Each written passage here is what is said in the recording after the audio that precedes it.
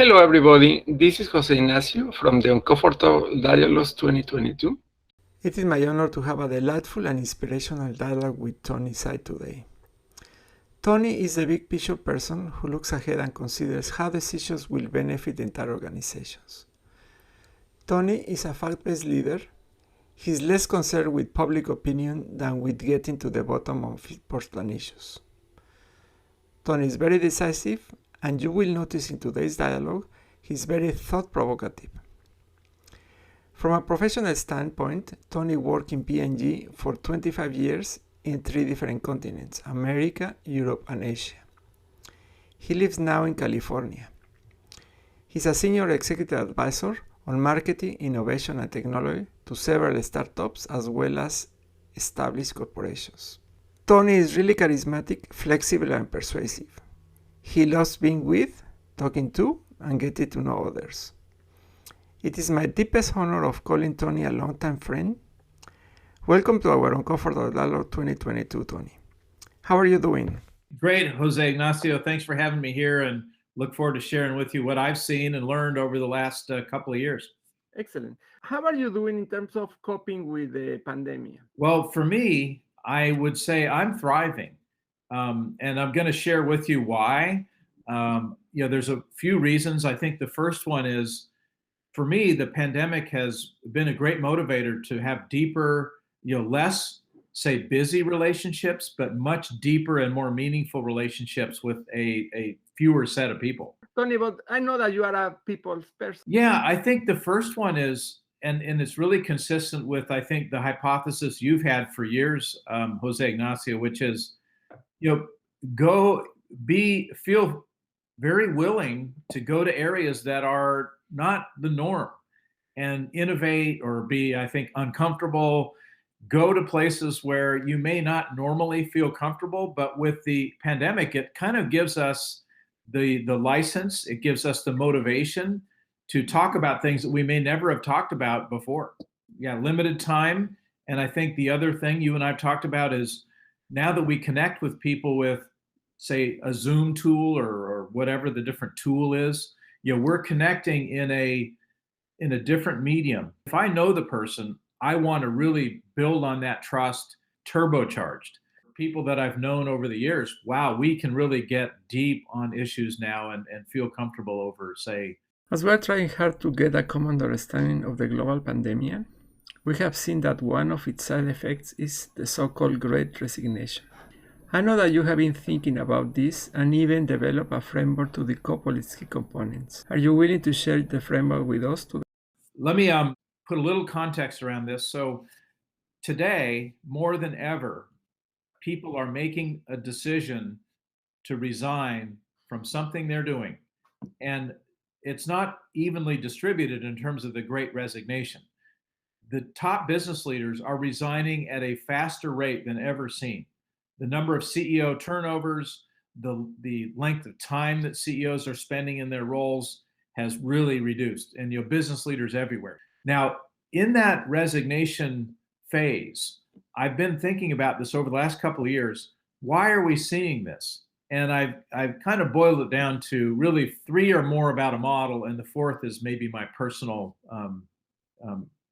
understanding. So the model is like this. There are a lot of business leaders who are facing unprecedented changes in the business model, and they don't know how to deal with it. So there's a number of industries that were really impacted by the pandemic, and value points moved. And many CEOs, either they're at a point in their life where they don't want to learn the new stuff and it's like beyond their interest. And there's a lot of CEOs or leaders who they just don't have the capability to think about things in those dimensions. So I'll just stop there. That's the first part, is externally, the business models have really changed. The second area in my understanding of why people are resigning at alarmingly high rates is there is a new type of resiliency that leaders need to be thinking of, and they got to be thinking of the internal, their inner being. And am I creating a vision for myself? Am I energizing myself? Can I actually get up in the morning and be ready for 12 hours of Zoom? And am I, going to get the same reward mechanisms from that type of, business workflow that I might have gotten from in the past, where you were traveling around, you were going to dinner, you're having opportunities to meet with people in different ways. And, many leaders struggle with the dimension of the digital dimension and just being like on Zoom. So how do we, as a inner congruency as leaders, we really have to be introspective and helping ourselves to be energized. And other leaders have opted out because they don't know how to energize people in the new medium. Energizing people, I call it the great democratization of leadership when we're operating over these video conference types of capabilities.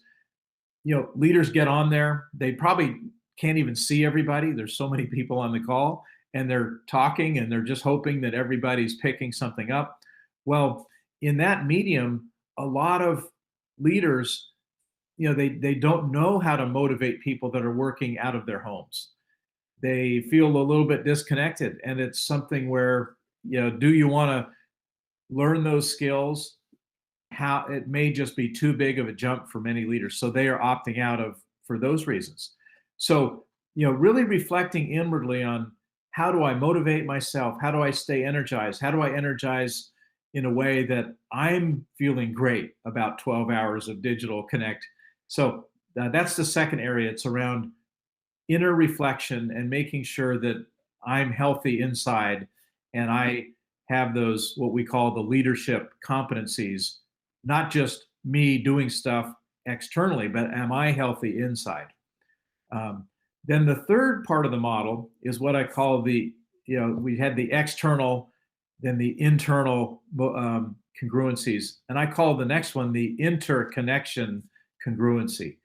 How do I think about my fellow companies that I'm working with, my partners? And, partners more than ever are more important now, because many companies, for example, consumer research. I do more consumer research now than I've ever done, because it's very easy to get detached from the consumer or your customers through Zoom. You just, you're so busy meeting your team members, and you don't have that high touch, and you're not talking in the same way with your customers. So I've authorized more research in the last 2 years in terms of talking with our customers in various businesses that I've worked with. So I think there is a interconnection skill that business leaders are learning today more than ever. How do I stay connected in a real way with my consumers? And how do I stay connected in a real way with my competition? And what I've noticed among a lot of business leaders is business leaders are having a lot more compassion and more willingness to connect with even competitors. I see a lot of competitors, now talking with each other about how you're handling this. For example, when you think of these platforms, more and more platforms, though they compete like crazy with each other because they want to win, but they also are learning from each other and sharing this journey of the pandemic. And it's really interesting, because a business leader who is really used to focusing on his or her own, say, ecosystem within a company, now they're forced to talk to, say, more interconnections out there. Hey, Tony, this is a great insight. So I'm looking forward to see the white paper about the Great Depression by Tony Tsai. Either you need to create a new paper or a book, or probably we need to schedule another conversation just to go in deeper into that. Sure. It's really rich.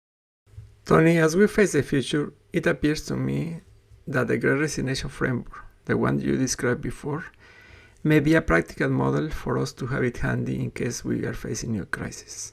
What do you think? I think so, Jose Ignacio. In fact, if anything, what we've learned over the many decades of running businesses in the U.S. that I've learned, and also in Europe, where I've lived in Europe for 7 years and Asia for 10, what I've learned is change is going to be here for good. And we're going to have different reasons for those changes. It just so happens pandemic came in, and we'll probably see more and more of this, say, virus type of change happening.